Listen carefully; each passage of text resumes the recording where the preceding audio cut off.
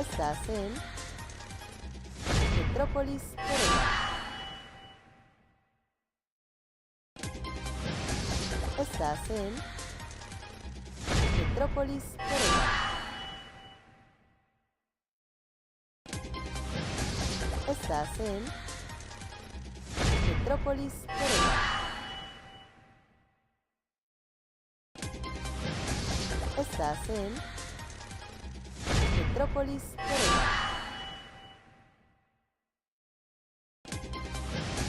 Estás en Metrópolis Querétaro.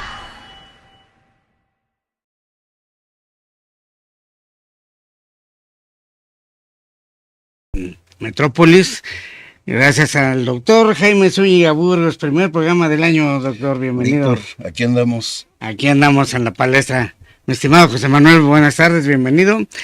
Ahí a Rayito y a José Julián en controles. Gracias, Samuel, donde quiera que andes. A todos ustedes, muchas gracias por seguirnos, aunque sea un ratito. Muy buenas tardes, mis nietas, mis nietos, mis hijos, mis nueras, sobrinas, todos los que nos hacen favor de vernos, aunque sea un ratito, muchas gracias. Doc, vamos a empezar a ver qué te parece esto, porque ahorita ya es un calentamiento social acá en el Tepe, en la Trinidad. Tú conoces todos estos barrios como coloquialmente eran conocidos, la otra banda. Pero quiero que escuches, Doc, lo que dijo ayer en el Café con Curi.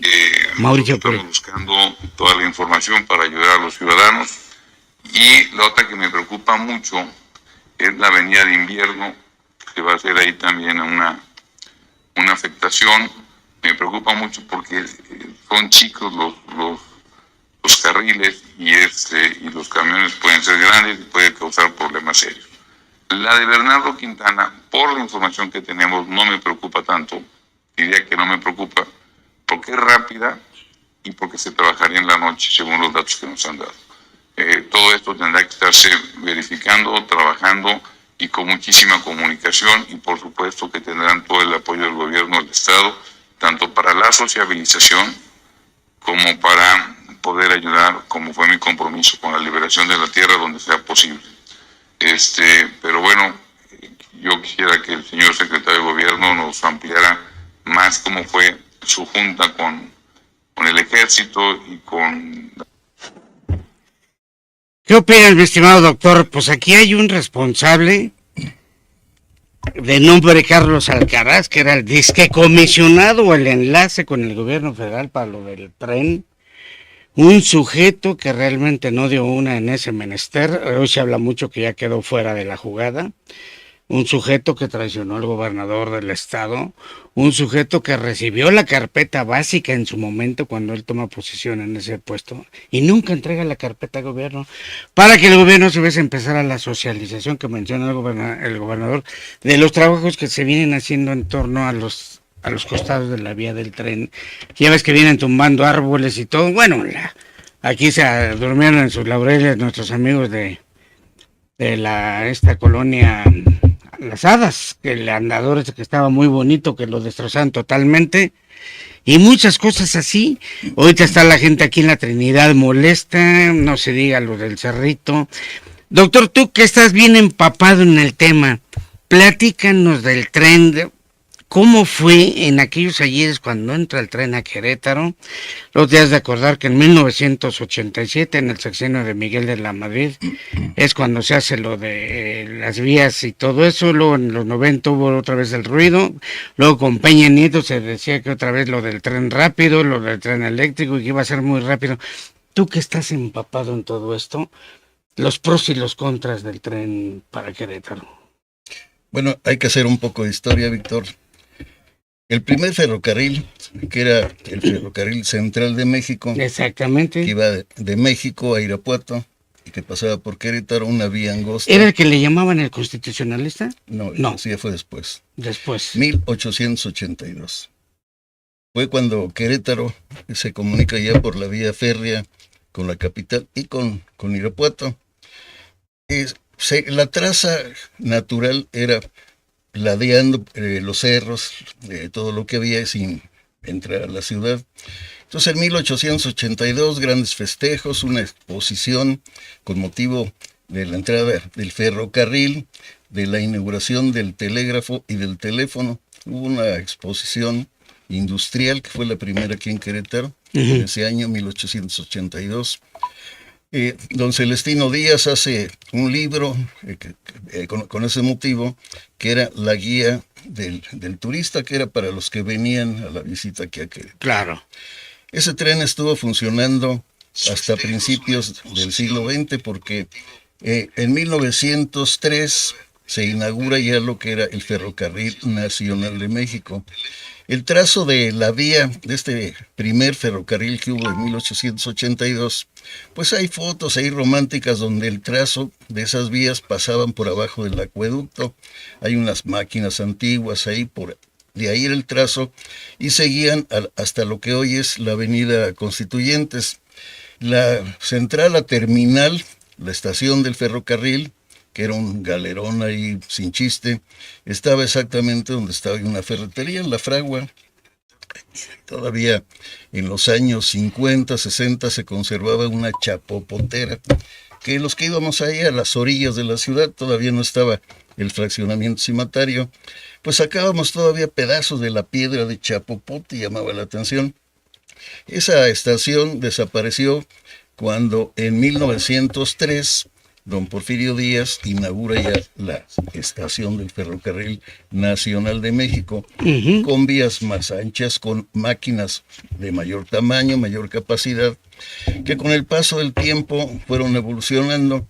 En nuestra infancia nos tocó viajar a México todavía en los años 40, 50, en ese tipo de máquinas con ferrocarril, pues muy rudimentario, primera y segunda. La primera traía los asientos acolchonados, la segunda eran tiras de madera, y después empezó ya la introducción de las máquinas diésel, las máquinas diésel que empezaron ya con mayor potencia, contaminaban menos, y el problema era que había una sola vía. Entonces un viaje a México en ocasiones se extendía 6, 7 horas, por lo siguiente, Víctor, porque al ir en una sola vía había espuelas donde venía un tren de frente, entonces el tren se tenía que echar de reversa, esperar a que pasara el otro, y era desesperante, porque cuando llegamos a México, de niño, imagínate, ¿no? Claro. Y de repente veías que el tren iba de reversa. Pasaba el ferrocarril en sentido contrario, en la misma vía, y así fue durante muchos años, hasta que en la época que estaba como secretario de Comunicaciones, Barberena, que por cierto estudió aquí en el Instituto Benjamín Noriega Velasco, empezó con aquel primer proyecto que hubo de pues que fuera un tren rápido. Pero en ese sexenio, la adquisición de las vías, de los rieles, pues como está sucediendo ahorita, ¿no? Porque van y por 2 milímetros, 3 milímetros, 1 centímetro, consiguen más baratos los rieles y ¿Cómo compran crees? esos. Y fue lo que pasó, era el tren eléctrico, el tren rápido que iba a haber. Barberena negoció unos rieles que no sirvieron a la compañía francesa que tenía estos trenes, estos vagones, porque dijeron que con eso no se comprometían. Entonces el proyecto quedó en suspenso. En la época de Antonio Calzada había otro proyecto que era el tren de Laredo a Juriquilla, a Jurica, porque Jurica ya tenía en perspectiva que iba a ser una ciudad satélite de Querétaro. Y en Ya se planeaba desde aquel entonces. ya se planeaba desde entonces, era Jurica, Juriquilla todavía no era hotel, pero como desarrollo ya urbanístico, Antonio Calzada tenía en mente que en plataformas los americanos subieran sus vehículos y que llegaran ellos en vagones para pasajeros y sus vehículos en unas plataformas para que llegando aquí a Jurica los bajaran y pudieran transportarse en la ciudad o en el centro de la República, el centro del país, y pudieran ir a la capital, a México o aquí en Querétaro. Era un proyecto que pues no se concretó. Entonces ahora ha pasado el tiempo, se retoma afortunadamente lo del ferrocarril, porque el ferrocarril ahorita lo vemos como algo muy normal, pero imagínate para aquilatar lo que significaba la comunicación, que hubo hasta una feria industrial en 1882, pues para ver que la modernidad llegaba a Querétaro, que con el ferrocarril llegaba también el teléfono, el telégrafo, y esa feria industrial que se realizó en lo que hoy es el Palacio, en el archivo, que antes era el Palacio de Gobierno, con 500 expositores, donde por primera vez se pone una planta de luz para iluminar en las noches, en las tardes, la exposición. La modernidad sí tiene sacudidas, Víctor, tiene muchas sacudidas porque estamos hablando de que Querétaro, en primer cuadro, lo que es el centro histórico que conocíamos nosotros, patrimonio de la humanidad, pues las calles eran para otro tipo de vehículos, para aquella época, jalados por bestias, después los tranvías que hubo dentro de la ciudad, pero que quedó chico a los vehículos con la evolución del tiempo. ¿Qué podemos decir de la periferia de la ciudad? Que desde lo que era el Cerro del Sangremal hacia el río, todo esto, y de la otra banda, pues era la traza con los indígenas, la traza antigua, con gente Ajá. humilde, que tenía casas pequeñas, las calles eran angostas, simplemente porque caminaban por ellas, porque por ahí pasaban burros, pasaban cargas de leña, cosas de ese tipo, pero nunca se pensó en vehículos. La otra banda, pues sí, había grandes solares que se fueron ocupando poco a poco. La primer privada que hubo en Querétaro fue la privada Encanto, que está pasando la vía del ferrocarril, de la calle de Invierno, rumbo al Tepetate. Y en el Tepetate, pues había pocos pobladores que tuvieran vehículo. Yo recuerdo en mi infancia la familia Carrillo, que tenía un establo donde está ahora el templo del Santo Niño, en el Cerrito. Ajá. Ahí estaba el establo de la familia Carrillo y tenía una camionetita Ford para entregar la leche. Yo no recuerdo ningún otro vehículo en los años 40 que tuviera algún poblador de aquella. Eran las clásicas camionetitas. Era un coche, un carrito Ford, que en aquella época se convirtieron muchos de los carros modelo 29, Ford modelo 29 sobre todo, que eran muy fuertes, los recortaban, les metían lo que hacen en Guadalajara y en otras partes que ahora hacen limusinas, hacían lo mismo, nada más que eliminaban todo el asiento trasero y la parte donde iba la refacción, la ventanilla trasera, el medallón, lo volvían a pegar y le ponían sobre el chasis, le ponían para que fuera una camionetita cortita. Los botes de leche ahí cabían. Ese vehículo tuvo un final trágico porque en el crucero, y la memoria no me falla porque lo vimos muchas veces, la gente se confiaba y el tren ya no venía pues haciendo ruido, aunque se anunciaba con la campana. En ocasiones la carbonería que estaba y las tripas de Don Edmundo, que estaba un poco más para abajo, de este lado, subiendo hacia el Tepetate, la calle de Invierno, se llamaba el crucero, se conocía como el crucero. Y ahí el señor Canuto Carrillo y su hermana fueron embestidos por el ferrocarril, la hermana perdió un ¿En brazo. qué año fue eso, Doc? A principios de los años 50. 50. Hijo, qué historia tan fantástica atrás, Doc. Era el famoso crucero y era de peligro ahí. El puente alto que está subiendo de Invierno hacia el Tepetate a mano derecha, y el puente alto, que de seguro se lo van a llevar, ese puente es histórico, fue construido para que los pobladores de la otra banda se comunicasen con la Casa del Faldón y todo lo que está por ahí en esa parte, se comunicasen para el centro de la ciudad. Llegaban para cruzar el río sobre unas piedras, o en tiempo de lluvias sobre el puente del Marqués, que es el puente que está en la Avenida Juárez y Avenida de Universidad.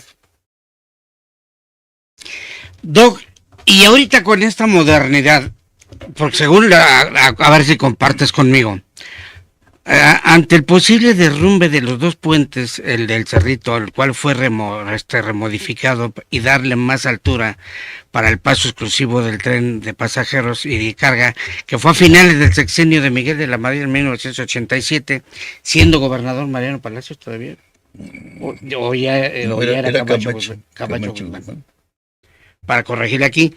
Y luego dice, el gobierno federal construyó en la delegación municipal de Hércules los 3 puentes peatonales, gestión solicitada por el entonces diputado federal Fernando Ortiz Arana. Esos 3 puentes peatonales. Hay que recordar que el tren constitucionalista, el cual dejó de funcionar en junio de 1997. Hubo una autovía que le llamaban, que era el tren rápido a Querétaro, que iba más o menos bien porque eran 3 horas. Era lo mismo que hacía un autobús, era un poco más caro que un autobús en aquella época. Y el autovía partía de Buenavista y podía bajar en Querétaro y se iba hasta Irapuato. Entonces en la tarde hacía otro recorrido, podías ir tú a México en la mañana, salías de aquí a las 6 de la mañana y se suponía que llegarías a las 9, pensando en que la gente iba a hacer negocios a las horas hábiles. Y después en la tarde, de las 6 de la tarde, era otro de regreso, llegaba a las 9 de la noche. Pero pues el ferrocarril tuvo una temporada en que había hasta los relojes de precisión de ferrocarrileros, porque eran sumamente puntuales. El que era el México Laredo, que pasaba por Querétaro, se conocía como el Pullman, porque alquilabas un camarote, te dormías, amanecías con el traqueteo allá, pero amanecías descansado. Claro. En Nuevo Laredo. Entonces podías ir de compras allá a Laredo, Texas, etcétera. Hubo pues muchos intentos, ha sido una evolución. Y ahora con este proyecto, pues sí, mira, yo estuve en Semarnat y siempre ha habido un radicalismo por tirar un árbol. Mientras no sea un árbol emblemático, el de la Noche Triste, por ejemplo, o árboles de ese tipo, el Santa María del Tule, que son algo fuera de serie, todo lo demás es un recurso natural renovable. Y otras generaciones lo han hecho.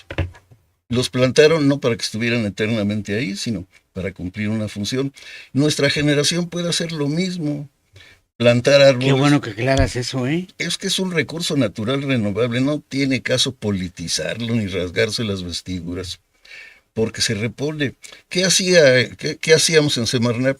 Se va a tirar un árbol, entonces hay que plantar 10 para que se vayan reciclando. Y con el paso del tiempo, pues ese déficit ambiental que hay se suple con nuevos árboles y con planeación. Porque antes plantaban los árboles, que el arbolito que le gustaba, o el árbol de los políticos en mucho tiempo, que era el eucalipto. ¿Por qué? Porque en 3 años, que era un trienio y un presidente municipal, ya tenían los arbolotes. Pero el eucalipto está relacionado con el ferrocarril.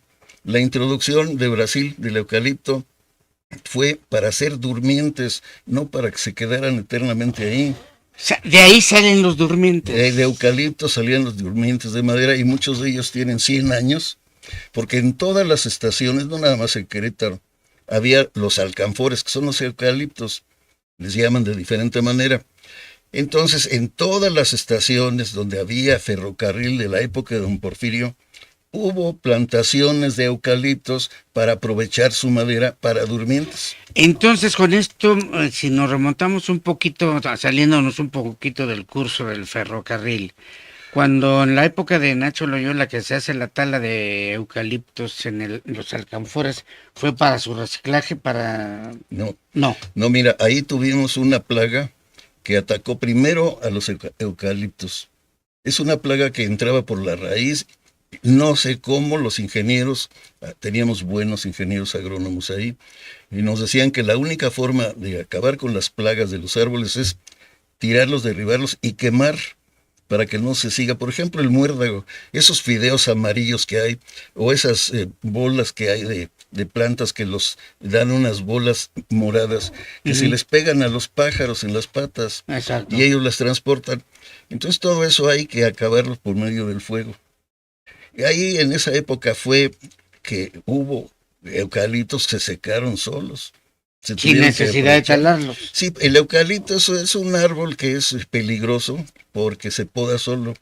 Con los vientos se desgaja con mucha facilidad y son varias toneladas. Un eucalipto, una rama de eucalipto pesa varias toneladas. O sea, fíjate lo que fue la desinformación en ese entonces. Se politizó tanto, pero no se aterrizó al medio del asunto. Y se le criticó a Nacho Loyola, pero a más no poder. Sí, también hubo otra que atacó a los cedros. Los cedros empezaron a morir en donde estuvieran, en una parte, en una región del centro del país, y cedros que tenían mucho tiempo se empezaron a secar. Y si hablamos de secar árboles, pues ahí está el caso de aquí de Avenida Universidad, el gran laurel de la India, El que tenemos aquí de vecino. sí, que después dijeron que se había secado porque un taquero, pobre taquero, eso... Le cargaron las ¿Cómo pulgas. que? Sí, mira, la situación fue ese, y lo digo porque me consta. El señor obispo se quejó a la presidencia municipal y con cierta razón. Hay un hospital ahí y el guano de los pájaros y el ruido en la mañana, los enfermos ahí padeciendo una cirugía, algo así, pero el guano se metía a los quirófanos. Y el obispo empezó a presionar a Manuel González Valle para Sí, que se es hiciera correcto. algo, para que se hiciera algo con eso. Cuando se dirigieron a mí, yo les dije, yo no le entro a ese árbol, porque querían que los ayudara a talarlo. Dije, no, eso no es posible, ¿no? Ay, no sé, ese Gasparín era especial, ¿eh? El seguimiento fue el siguiente. Cuando ese árbol se empezó a secar, le pusieron un herbicida foliar. Oye, pero en una semana lo secaron, ¿no? Es un herbicida foliar. Se lo pones, absorben las raíces y se le caen todas las hojas. Es cierto. Por eso es el foliar.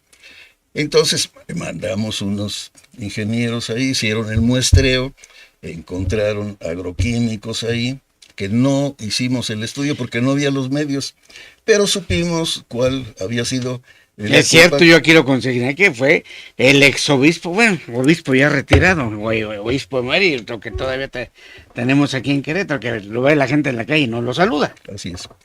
Sí, entonces ahí pobre taquero fue el que cargó con la Sí, culpa, fue el que pagó. porque lavaba ahí sus cosas y secó el árbol. No, no fue así. Este pobre hombre ahí recibió muchos Doc, ataques. y ahora que ya se reparten culpas, fíjate lo que es la ingratitud de la gente, y aquí sí que me dispense todo el público por lo que voy a decir. Ya están culpando a Curi del... Todavía no tumban los puentes y ya están... ¿Qué otro pasó? Por favor, señores, o sea, lo que es la desinformación en las redes. Hay un acelere político que todo lo que sea lo van a utilizar. Todo. Y como la gente es muy crédula en ocasiones, pues la manipulan. Todo lo que está pasando ahí está manipulado. Eso lo sabemos bien. Está manipulado, ¿por qué? Porque van con el interés de cosechar votos y a la vez despertar a los ciudadanos con las indemnizaciones. Es Lo por ahí el asunto, ¿verdad? Lo vivimos en la presa de A Simacán. ver, Gilberto, pues ahora sí reclámale a la presidenta. Pues es obra federal. Así es. Sí, en ocasiones se tiene que sufrir parte de lo que se necesita para la modernidad. Y sí es muy difícil, el gobernador tiene pues muchas presiones ahorita, y más que le están ocasionando, le están alentando. ¿Por qué? Porque quieren disminuir la presencia que ha logrado. Oye, Querétaro en el New York Times, como el único Eso le destino, caló a Gilberto como no tienes idea, ¿eh? el único destino, y no estamos inventando nada, Exacto. El único lugar sin playa. como destino seguro. Sí. Sí, va a traer muchos beneficios y también va a traer muchos perjuicios. Platicando con José Manuel, él como experto en esto, nos decía, pues sí, la gente, los maleantes, se suben al tren, se roban algo y se van a México. Y se regresan. Desaparecen. Sí, ese es, la comunicación tiene esa desventaja, pero sí el gran beneficio que va a tener Querétaro con la comunicación. Ya a las 57 ya es de muerte salir ahí. Yo las últimas veces que manejé para allá, para la capital, ya era imposible. Y me ha tocado ver el desarrollo desde que era de doble carril, ¿no? Y si a esto le sumas ahora la barbarie de esos desgraciados mencionados malvivientes montachoques, que ya van 2 o 3 vehículos que se te van cerrando hasta que te paran para asaltarte. los malditos montachoques. Estamos viviendo. Que andan una aquí en el crisis. Paseo Constituyentes, güey. Sí, en Bernardo Quintana En también. todos lados, o sea, ya es una bola de sátrapas que tal parecía que no hay control en eso. Bueno, desafortunadamente se ha disminuido la vigilancia en las carreteras. Acuérdate antes la Policía Federal de Caminos. Y había respeto para ellos. Entonces, en el sexenio anterior, ¿qué pasó? Pues minimizaron al ejército. Cuando llegaba el ejército todos se cuadraban. ¿Por qué? Porque era una institución de respeto. Y si el mismo comandante supremo de las instituciones lo está mandando al desprestigio, Que fue la época de Calderón, que quien lo sacó a la calle. no, todavía ahí eran respetado el ejército. Fue la época Que de... lo advirtió Mariano, en su momento, aquí en el Teatro de la República, que había sido un error sacar al ejército. Pero fue ya más después cuando se le empieza a perder el respeto. Sí, porque antes el ejército pues, fue para entablar la famosa guerra para el narco. Un error o como haya sido, pero cuando menos tuvieron un freno. Estaban limitados. Había el freno. Había temor. Y la policía de caminos, la policía aquí en la ciudad, o sea, los bandidos, los robacoches, estaban esperando que no pasara una patrulla. Ahora ya las patrullas ya no hacen recorridos como antes. Ya no se observa aquí en el centro. Antes había los puntos estratégicos, ¿verdad, José Manuel? En las entradas y salidas de Querétaro. Y los módulos que fue otra vez en la época de Paco Garrido con la Guardia Municipal, etcétera, todo esto, pues ha ido en demérito y sobre todo la falta de apoyo al policía. Si se ve involucrado en un hecho, que existan heridos, difuntos ahí, pues el policía queda solo, le fincan responsabilidades, todo eso. Pues de lo que aconteció la semana pasada con el tráiler este que se volteó de cargado de Suavitel, que fue una rapiña pero fenomenal. Y pues ahí tanto la Guardia Municipal como la estatal y la federal quedaron en estado de indefensión. Pero pues ya también es la genética, porque si fueran japoneses hubieran ayudado a levantar, pero aquí hasta el celular le bajan al chofer, ¿no? Sí, caray, no, está. Y ya con esto que ahora ya te circulan cada video. Y lo primero que sacan ahí policías, digo, no es el caso de Querétaro. Pero ves cada video que dices, hijo, no es posible. Sí, afortunadamente o desafortunadamente ahorita todos traen un celular, todos pueden sacar un video y quedan como testimonio. Pero ya hay la excusa, es inteligencia artificial. Es inteligencia artificial. Doc, ¿y qué oíste? ¿Qué escenario ves tú como cronista? Oh, por cierto, a nombre de tuyo, nuestras condolencias al cronista de Jalpan, el profesor Berrones. Ferrones. ¿Cómo vislumbras el panorama aquí en sobre todo en el Cerrito, que es donde ya está el acelere muy fuerte? Conozco bien el Tepetate, el Cerrito de esa parte, porque desde niño, por los negocios de mi padre, pues sí, anduve ahí. Ha evolucionado mucho. Ha llegado mucha gente que ya no eran las familias de ahí, porque todavía se encontraban raíces indígenas, muchas raíces indígenas, ahí en el Tepetate, sobre todo San Gregorio, la Trinidad, barrios muy antiguos, pero empezó a llegar ya gente con la industrialización. Sí. Empezaron a llegar los obreros que buscaban algo barato para que les alcanzara el sueldo, para que les rindiera. ¿Por eso se le llamó la zona de industrialización de aquel lado? ¿La zona qué? La zona de industrialización. Es que todos los obreros buscaban algo cerca. Ajá. Entonces el Tepetate les quedaba muy cerca de lo que era, pues, ¿cómo se llamaba? Treme, Joy, industria del hierro, todo lo que estaba en esa parte, que pues, era accesible para ellos. Y empezó la inmigración de muchos obreros capacitados o con experiencia en estados como Guanajuato. De Guanajuato, por la industria que tenían allá, muchos se vinieron aquí a Querétaro. Son dos puentes de los que se hablan. Lo dijo el gobernador, el de Bernardo Quintana no le preocupa tanto porque ese es por lo que él tiene la información, que lo van a trabajar de noche. Pero ahorita, ya el próximo lunes es la entrada, el regreso a clases, ya ves que es un caos. Y luego aquí que es el cruce, ahora sí que de norte a sur, o de sur a norte. Ahora sí que para subir al otro lado de la banda, doctor. Y espérate cuando del ferrocarril tengan que bajar los pasajeros y trasladar hacia el centro. Ahí va a ser otro dilema. Yo creo que la planeación y ver, porque pues, ahí es un embudo para aquella parte, para donde están los alcanfores, incluso para la estación. Te vas por Cuauhtémoc, te das vuelta en Eros Ferrocarrileros, regresas por Invierno Sí. y tienes un semáforo que pasan 50 carros por Avenida Universidad Ujú. y pasan 5 o 6 por Invierno. Entonces ahí algo se debe de estudiar. Afortunadamente hay gente capaz, hay urbanistas, pero pues se puede hacer algo, se puede hacer algo, se puede negociar con los propietarios para ampliar. O sea, acuérdate lo que ha pasado en la capital, los camellones y todo eso se dispuso para los ejes viales, ¿no? Sí, pues acuérdate el tumbadero de casas que hubo, sobre todo cuando se inició con el eje 3, que parte desde acá de Pastores, pasando por Echegaray, y que te lleva hasta el aeropuerto. Sí, todo se puede. Lo que no se debe es politizar todo este tipo de cosas. Que ya ¿Por se qué? politizó, ¿eh? ¿Por qué no dan solución si nada más están buscando el problema? Sé parte de la Cuchillito solución, de no del palos, problema. cuchillito de Pues sí, palos. sabemos por qué lo hacen. ¿Y sabes qué?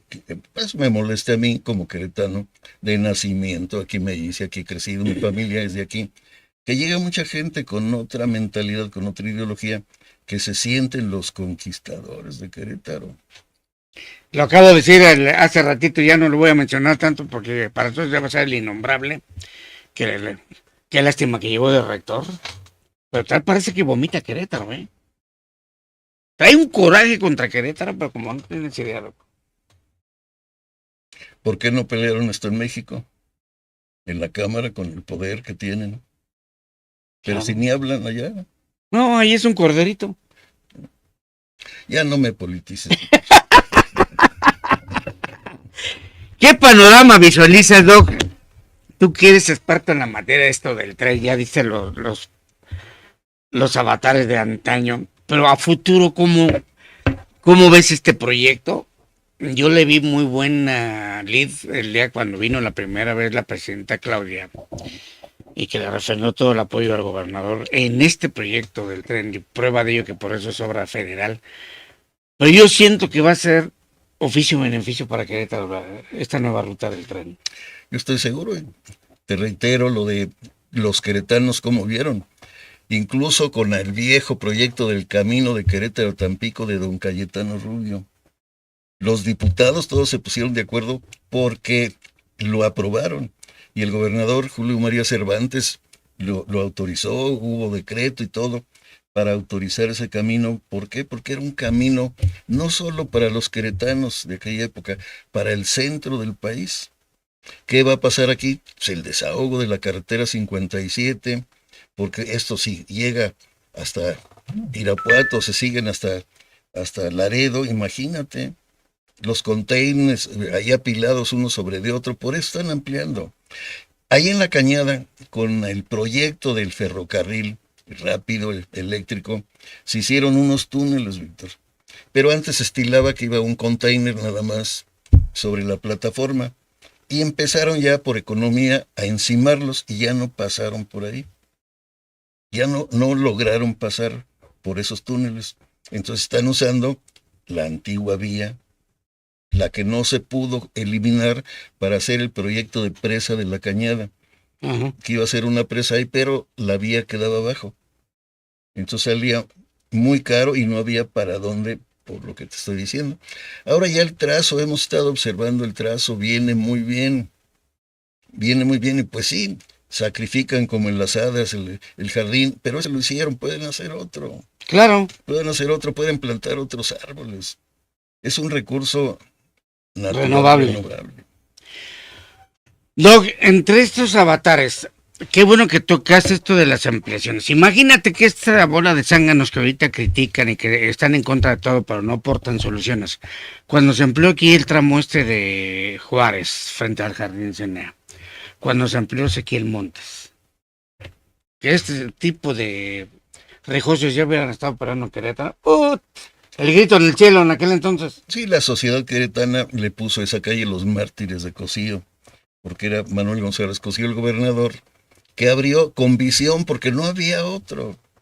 La entrada a Querétaro del Camino Real de tierra adentro era la hacienda de Alvarado, hoy Los Laureles, venían de San José Iturbide, Los Laureles, entraban por el Camino Real, por el pueblo de San Pablo, la garita de San Pablo, cruzaban todo lo que era San Gregorio y todo eso hasta llegar al puente del Marqués, el Jardín de los Platitos, por ahí era el Camino Real que entraba a Querétaro, por ahí entró Benito Juárez, por ahí entró De este Agustín lado de acá. Iturbide.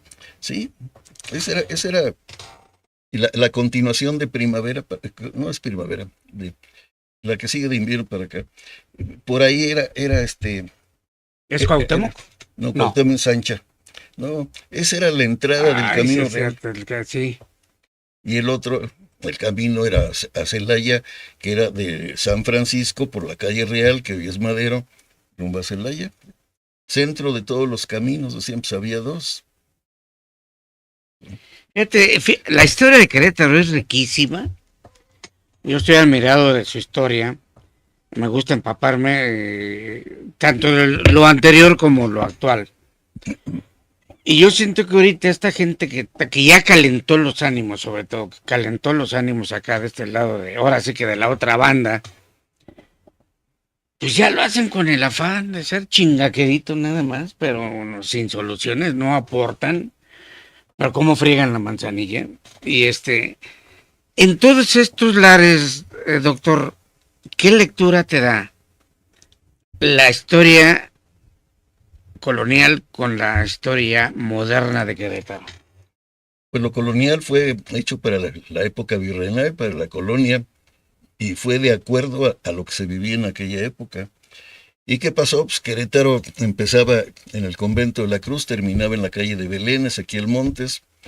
Para el otro lado era el camino a México, después la carretera panamericana, y de acá era el río, era todo Querétaro. Sí. Y empezó un fraccionamiento, que fue el fraccionamiento cimatario, ya la gente decía, no, es del otro lado de la carretera. Y luego el campestre, ya años después, que decía, está loco, se van a vivir casi a paseo a Celaya. Entre ellos varios familiares míos, que el abuelo así les decía. Entonces fue desarrollándose, pero iba lento Querétaro. De repente, el 85 para acá, vino un desarrollo explosivo de Querétaro. La gente tenía una ciudad tranquila, aparentemente no temblaba, sí tiembla, no tan fuerte como en México, pero la tenían a 2, 3 horas. Y con cada sismo viene una sacudida y viene más gente a Querétaro. La industria que se empezó a instalar aquí, el Grupo ICA, todas las filiales del Grupo ICA, el desarrollo, la tranquilidad, la falta de contaminación en aquella época, y ahora ya tenemos nuestra natita ahí, y los queretanos románticos dicen, qué bonitos atardeceres. Si supieran que esos atardeceres se deben a que es pura contaminación que refleja los rayos solares, pero sí se ve muy romántico, se ve anaranjado. Anaranjado. Exacto. Y todo el mundo dice, ay, qué padre para foto de postal, ¿no? Sí, no, el Querétaro de pues, los años 40, incluso en Turín, hay una fábrica de aviones, una empresa que en Turín y en Querétaro era el mismo tipo de cielo, eso poca gente lo sabe. Teníamos un cielo limpio, azul, Sí, es cierto, me consta. despejado. No había ese romanticismo de los atardeceres anaranjados. Veníamos de la Cuesta China y se veía Querétaro tranquilito. Ahora vienes de la Cuesta China y para el lado de Juriquilla, todo eso, pues se ve ya la natita de contaminación. No, opaco totalmente, ¿eh? Ha cambiado, hubo centros de monitoreo que los manejamos en Semarnat. Acabas de tocar un tema que me llama la atención, los movimientos sismológicos. La falla de Santa María de Cocos, que viene desde allá de Purísima de Arroyo Seco, que conecta con la falla de aquí de 5 de febrero. Ahí donde el Tiracubas, ¿no? El Tiracubas cada rato. El El Tiracubas, ¿no? Porque el güey que viene aquí, porque por más que le arreglen, vuelve otra vez. Sí, se vuelve a sentar. Y ya te tocó a ti, Víctor, cuando aquí en Pedro Escobedo hubo pues el conato de nacimiento de un volcán. ¿Y te acuerdas de eso? ¿Te acuerdas? Qué bueno que tocas ese tema, doctor, porque de veras muchos de mis compañeros dicen que a veces nosotros pasiforeamos porque no sé qué que desconocemos. ¿Te acuerdas que era una gira de Carlos Salinas de Gortari? Y andábamos todos en el recorrido. Primero se subió la fuerza magnética esta que está aquí subiendo en el cimatario. Sí, que ¿Kilómetro te- qué? Donde te jala en automático. kilómetro 4, algo así. Algo así. Que pones tu carro en punto muerto y te lo Va subiendo solo. va subiendo. Ilusión óptica. Ilusión óptica. Y luego te regresas por aquel lado. Todos perdimos la comunicación. Estaba medio presidencial el ejército, todo el mundo y andábamos todos en la loquera. ¿Y qué va a pasar con el presidente? Porque se perdió por el magnetismo. Y luego por ahí que alguien dijo, es que va el Paricutín queretano, ahí Sí. Pedro Escobedo, caray, que fue el grito en el cielo en aquel entonces. ¿Qué fue lo que pasó ahí, Doc? Mira, Querétaro está dentro de la zona volcánica, el eje volcánico, se extiende hasta Michoacán, las 7 luminarias, todo lo que hay por allá. Pero el cimatario, simplemente el cimatario, será un volcán, la Peña de Bernal. Es una zona volcánica que fue al inicio de pues la formación de la Tierra, cuando empezó a enfriarse poco a poco, quedaron la Peña de Bernal, el cimatario. Y en Querétaro, en los años 40, finales de los 40, un día, una mañana, pues, todo se veía para allá. El cimatario era el que regía el temporal de Querétaro. Era el vigilante, decían, si el cimatario tiene sombreros, que va a llover. Y ya viene el agua por el cimatario, las nubes se formaban por allá y llovía en Querétaro. Entonces el cimatario pues, era fácilmente localizable por las calles, no había construcciones, no había antenas, está poblado de antenas. Y en la mañana empezaron a ver una columna de humo En el cimatario. en el cimatario del lado izquierdo. El periódico Amanecer estaba en Plaza de Armas, en el portal quemado, a pocos pasos ahí del mesón de Santa Rosa, y alguien saliendo de ahí vio a su izquierda y vio la humadera. Y se armó el cuento porque dijeron que se había caído una avioneta. Se organizaron los 3 reporteros que habían en Querétaro, entre ellos el avión Septién, que era parte de la anécdota, que se fueron ahí caminando y llegaron, y era un campesino que estaba quemando los esquilmos. Entonces, al día siguiente, uno de los reporteros hizo la crónica que decía, pues que había sido un mito, que falsa alarma, y explicaba, estaban quemando basura, y si el único avión que se cayó fue el avión Septién, que era reportero ahí de la Amanecer, porque se dio un resbalón y se peló la rodilla, ¿no? Fíjate que qué buena anécdota esa, Doc. Yo tuve un estudio en mis manos, tú lo debes de saber mejor que yo, y lo perdí ese estudio, lo presté y ya jamás me lo devolvieron. Pero hay X cantidad de abajo del cimatario, sí corre lava, Doc. Pues muy abajo yo creo que sí está el núcleo de la Tierra, el núcleo terrestre. En Querétaro hay varios fenómenos que se han observado y que nos ha tocado a nuestra generación, a mi generación. Había pozos artesianos donde el agua se encontraba a 5 metros, echabas una cubeta y lo sacabas. En Ezequiel Montes todavía, en un restaurante que está por ahí, todavía hay un pozo que se conserva de él. Es cierto. Cuando me tocó vivir en la parte poniente de la ciudad, en la calle Hidalgo, en el patio había un pozo y ahí sacaban agua. ¿Qué hora está pegado a la cocina este pozo? Llegaba, sí, llegaba el agua entubada y a quién iba a estar batallando por sacar agua del pozo, por desasolvarlo, porque había que darle mantenimiento. Entonces todos esos pozos se fueron abatiendo. En la época del sitio, cuando Mariano Escobedo manda cortar el tercer arco, el tercero, lo cortó en el sentido donde corría el agua, de la cañada hacia acá. En una mañana ahí lo cortan para dejar a Querétaro sin agua. Querétaro estuvo viviendo de 2 formas. De los pozos que había en la parte donde había sido la laguna de los Patos, que era la parte poniente, y con el fontanero Arauz, que era un fontanero chaparrito que se iba del convento de la Cruz por el canal, se iba caminando y ponía unas hojas de cola de burro para no poner una teja que se veía ya muy artificial. Esto lo pudieran ver como si fuera pues una cosa accidental, una planta que cayó y que por ahí estuvo pasando el chorrito de agua al convento de la Cruz. Eso lo relata don Antonio Servín, que fue un escritor queretano, el fontanero Arauz de cómo estuvo surtiendo varios días de agua hasta que ya no pudo ir, porque era un recorrido desde el convento de la Cruz, pues más de 1 kilómetro. Ya que tocan los fontaneros, Doc, ¿cuántas llaves hay aquí en la capital donde yo ya últimamente no he tenido contacto con la SEA, pero ¿cuántos fontaneros habrá ahorita en la actualidad que son los que circulan el agua? No, ¿O ya lo hacen ya electrónicamente? No, el sistema de aquí es de vueltecita y la llavezota y todo eso. No sé la SEA cuántos tenga, pero es como manejan la distribución del Exacto. agua, y los tandeos y todo esto en Querétaro. Y pues así ha existido siempre. Es que en Querétaro había pozos, mira, un pozo en la Alameda, que surtía buena parte de Querétaro. Otro en el Jardín Guerrero. En el Jardín Guerrero estaba un pozo y hicieron un kiosco para ocultar el pozo. Y en la periferia de la bomba habían puesto locales comerciales. Es Nieve, cierto, paletas, hay fotos chocomil. de que había el kiosquito ahí en el Jardín Ahí Guerrero. estaba la bomba. Ahí estaba la bomba. Entonces, todavía en los años 60 llegaba agua por el acueducto. Y veías tú el acueducto chorreando, porque estaba circulando agua que llegaba a Querétaro. De ahí al tanque del agua, el que está en Zaragoza. Entonces, los ingenieros nos decían, el acuífero es un vaso.